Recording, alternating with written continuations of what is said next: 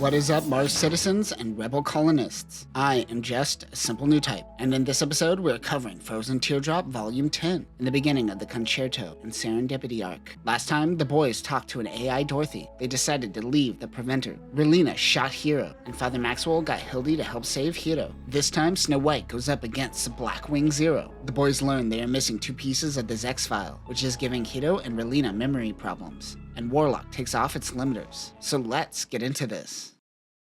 MC0022, next winter. This is a voice recording from the Zero System's internal memory. Hiro reflects on his first kill, Vaunt Kushonada, and his mother. We said it was Odin, but little Hiro was the one who actually pulled the trigger. He says killing never becomes easy. He followed Odin low until he died, then found Dr. J, AC-197. Relena wanted to run for the Earthsphere presidency. Hiro suggested that she use the Darlian name. Then the Disnoof incident at the Sank Kingdom occurred. Revisit our Volume 7 coverage for more on this. But this was triggered by the Perfect Peace program. This is when she went into cryo. Hiro talks about his soul shining bright when Relena's around. You dork, I'm glad she shot you. Eventually, Dr. J made another cryopod and Hiro went to sleep, wanting to be by her side. He eventually woke up in MC0022. He keeps calling Kathy a cheap Sally Poe ripoff, and I love that he refuses to learn her name. He is told of Operation Mythos and his objective of assassinating Relena. This conflicts with his need to protect her. Hiro wants Relena to look over the Peacecraft files. After doing so, she no longer wants Hiro to kill her.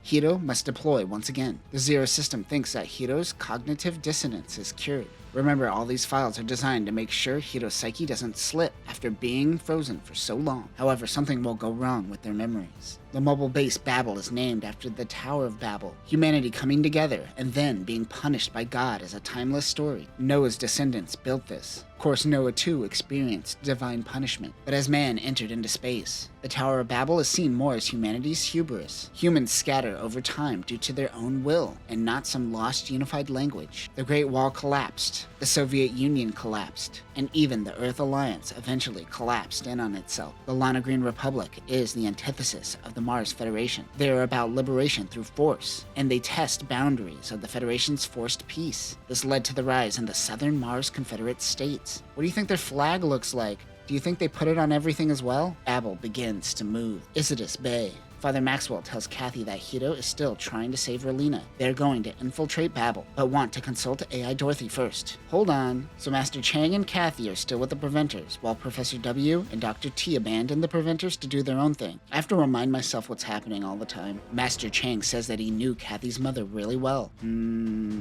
Kathy and Father Maxwell sneak into Babel. They notice the Black Wing Zero. He hopes little duo can handle it. The two split up and look for an aircraft. She knocks out some people and takes the craft. Kathy contacts Father, who learns that Hiro has been shot and tells her to wait. She then sees a blonde figure. It is Zex. She pulls out her gun, but Zex ignores it. This must be a hologram. She chases him. The man meets with what appears to be a woman. She thinks the woman is her mother, Sally Poe, but she is dead. Kathy gets out of the aircraft and confirms that it was her mother. Father Maxwell arrived with Hiro and Hildy, who he kidnapped and knocked out. He says, "Oh, don't worry about it. She used to be my wife, so it makes it less weird." Yeah, less weird. Still weird. Duo mentions a bug in the Zex files. Hiro then vows to protect Kathy with his life. I think he has the wrong woman. His memories are starting to scramble. Warlock, Prometheus, Scheherazade, Queen of Hearts, and Snow White surround the Black Wing Zero. Also, I said last video it has 2 twin buster rifles, but it is just one twin buster rifle split in half like an endless waltz. Vaunt Kushonada is doing the Sherlock thing of predicting the outcome before it happens. The Guy Ritchie Sherlock. There's too many Sherlocks. Vaunt is even able to predict what Baby Duo will say. Warlock is the first to attack. The Wing Zero moves fast enough to break the sound barrier. Instead of fighting them all, he recognizes that Professor W is the brains of the operation. He goes for Snow White. Catra uses the silver loadout of the Seven Dwarfs system. These rounds are made with Mars Gundanium alloy and coated with nanoparticles. This could pierce through regular Gundanium alloy no problem. This is the ultimate anti-mobile suit round. The more distance between Snow White and the target, the weaker the force of impact. Relena meets with the hologram version of Zex Marquise. She demands that he ends this war now. The Peacecraft tells him that she shot Hiro. He brings up the story of Hansel and Gretel and equates the gingerbread house with peace. It is a trap. Total pacifism is the witch, and the children ended up killing the witch. He says perhaps she is the one that truly isn't alive. The elite team, the Merciless Fairies, descend onto their location. Their commander happens to be Noin, who goes by Lucrezia Peacecraft now. Noin shoots the hologram of Zex and takes Relina with her. Meanwhile, Catra fires the 7 dwarves with the silver loadout. He gets a direct hit on the cockpit and takes him out instantly. Catra is also wearing a cognitive device that connects to the Zero system and gives him Hiro's resolve. Catra went crazy when he took the full force of the Zero system, but this is just enough to get that Hiro Yui psychopathy going. Catra declares himself the winner. But a voice comes on the comms that says nevermore. He says that Catra is no Hiro Yui and fires his Buster rifle. Kathy gets Father Maxwell and the others out of there. Duo is trying to debug the Zex files. It causes emotional distress to Hiro and Relina. There is something missing from the files. But then Duo looks at Kathy and realizes it is Sally who is missing. Earlier, Master Chang gave Sally earrings when she transferred to Mars. She didn't mention her visions to Father Maxwell, but he knows that she saw vision. It's the earrings, and they're glowing. These are data files that sends visions into one's brain. Noin and Relina establish contact with Father Maxwell. She says to Hiro, "The fragments of my memories are slowly fading away." And Hiro responds, "Yeah man, my brain no worky too good either." Duo says, "Yeah, these two desperately need their memories back." Hildy then speaks and tells them it's missing more than just Sally Poe. She tells them it is also missing the data on Nataku, aka Meilin Long. Duo didn't even know her name. They are informed that Professor W was taken out. The Black Gundam Wing is targeting Millie and Master Chang next. Father Maxwell orders Baby Duo to take off the limiters on Warlock. Once the limiters are off, the Gundam becomes El Koenig. El Koenig is described as having green eyes with golden pupils. It has 2 scythes and bat wings on its back. Though it has bat features, it is described as looking like a wolf. El Koenig is a poem by Goethe which means Fairy King. God, I hate Goethe. It seems the Black Gundam is after Cyrene Wynn, aka the real Zex, Tall Geese Heaven.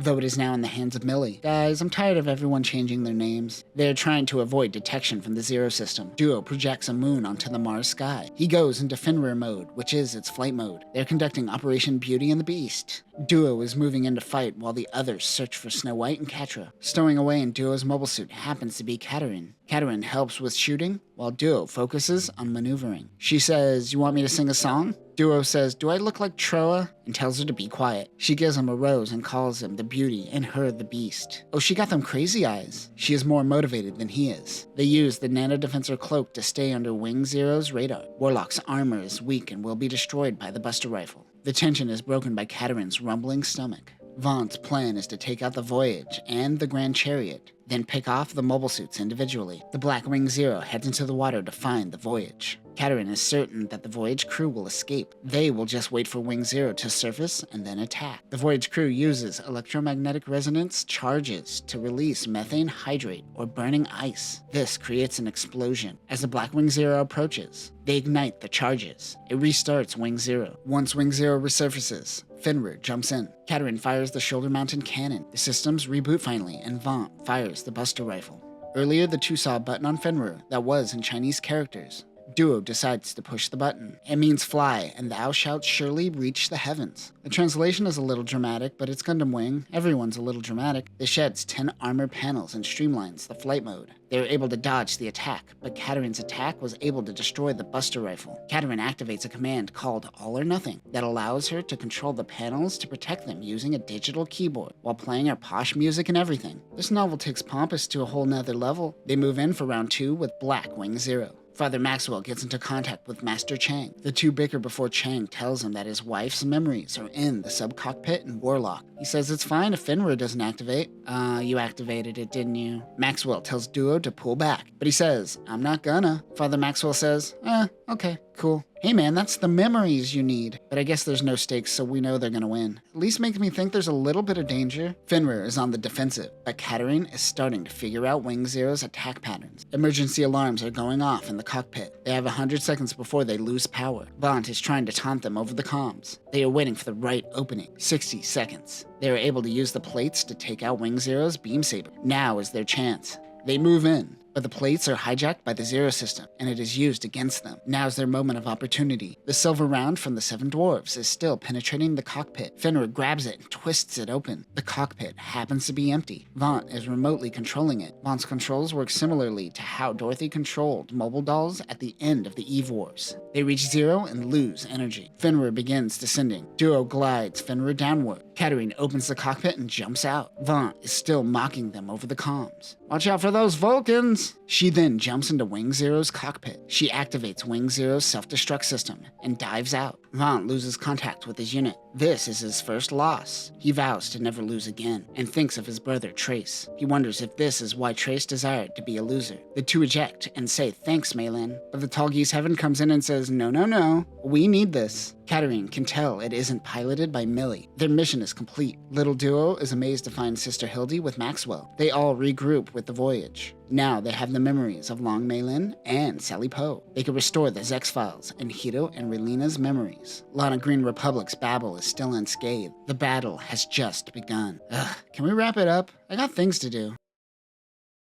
And that will conclude Volume 10 of Frozen Teardrop. I'm really confused by the Warlock's modes. Fenrir is its flight mode, but Elkonig is just its limiters off? Also, it looks like a bat, but it's described as a wolf. They even have an image of Fenrir mode. But what exactly am I looking at here? I have no idea what this mobile suit is supposed to look like. Next time, in Volume 11, Kathy will be the first to look at the perfect Zex files, which happens to start 2 years earlier in AC 186. Elv Onagel died in the second volume, and we are finally going to loop back around to that. And Zex and Elv Onagel are held prisoner. But that will do it for now, losers. Remember, nothing can apparently beat that Buster rifle except for love.